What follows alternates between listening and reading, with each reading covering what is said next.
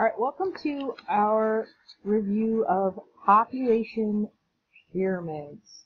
And these are really cool things because you can tell a whole lot about a population just by looking at the shape of its pyramid and the way that that kind of shows different aspects of its demography.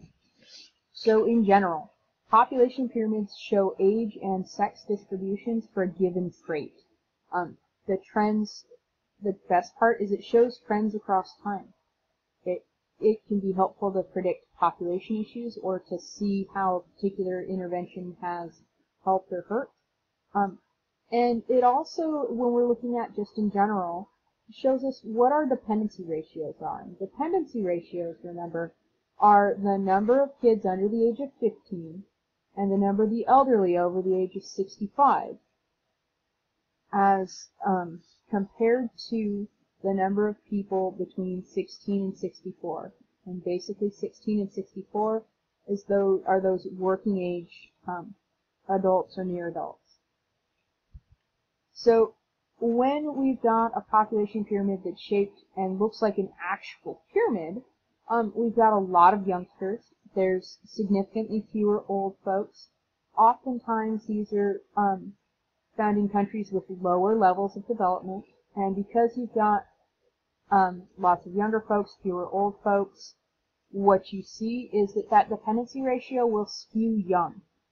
Okay, so the primary issues countries with a pyramid-shaped population pyramid are going to be facing are issues concerning education, issues concerning funding health care for the young and for mothers,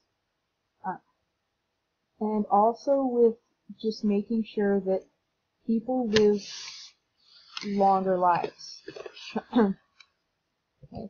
Square-shaped population pyramids just mean that births and deaths are roughly equal, and so we don't see a lot of change as we go up it. Life expectancy is generally relatively long, and definitely longer than in that pyramid or that triangle-shaped population pyramid. We tend to find these in countries with mid to high levels of economic development, where they've started to slow down the birth rate and they've increased the life expectancy.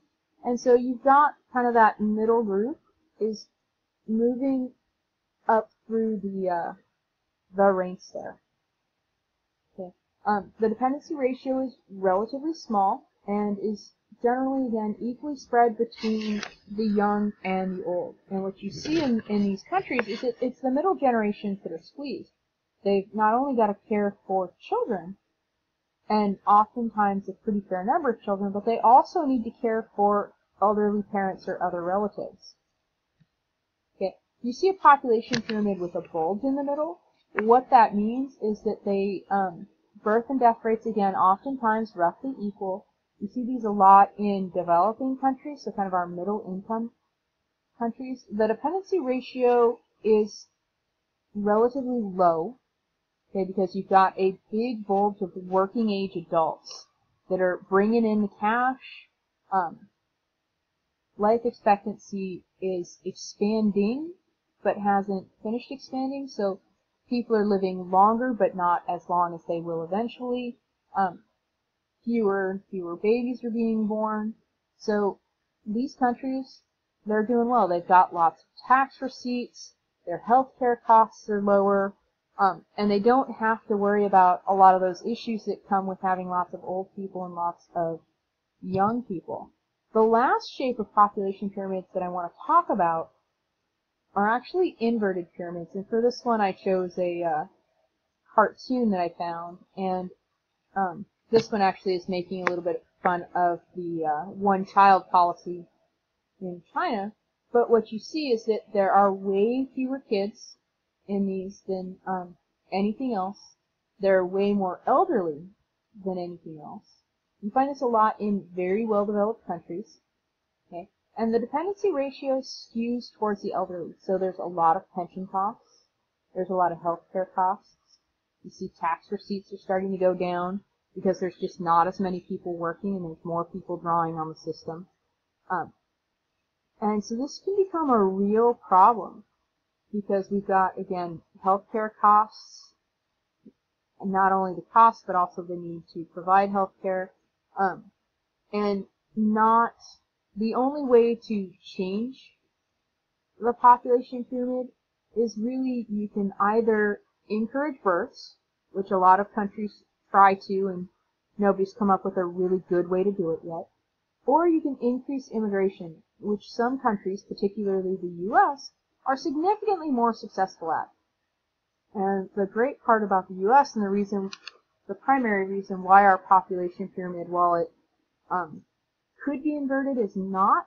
Instead, what we've really got is that bulge in the middle that's moving up towards the top, is because we have so many immigrants. And immigrants tend to be younger. They tend to have more children. Okay, and because they're younger, they're paying taxes and they're paying into the system. When you look at countries that are very poor in terms of immigration, like not a lot of people move into those countries like Japan, what you see is really this inverted population pyramid, and it becomes more and more of a problem for these countries as they're just ultimately probably going to be unable to support those elderly folks, and so you're going to see it. They're going to have to either significantly raise taxes or they're going to have to cut benefits. One of the two. And this raises problems when we talk about politics, particularly in democracies, because older folks vote more than younger folks, right? And so the priorities for older folks are likely to be placed higher by elected politicians because, again, older folks vote more and politicians cater to the folks who vote. So this can, ultimately, I think this can and will cause a lot of problems in some areas of the world. And it's going to force some real adaptations that right now are not occurring, or not occurring as quickly as they probably should be. Again, the U.S. not quite in this boat, largely because we do a really good job of not only inviting immigrants, but also of integrating immigrants into our system. And so they, not only do they want to stay here, or do they want to move here, but they move here and they stay here. And they build a life here. And their families build lives here. And that's going to be huge when we talk about population issues and the way things can skew one way or the other. So this has been our quick introduction to population pyramids. If you have any questions, please feel free to let me know, and I'd be delighted to answer anything I can. And I will see you in class.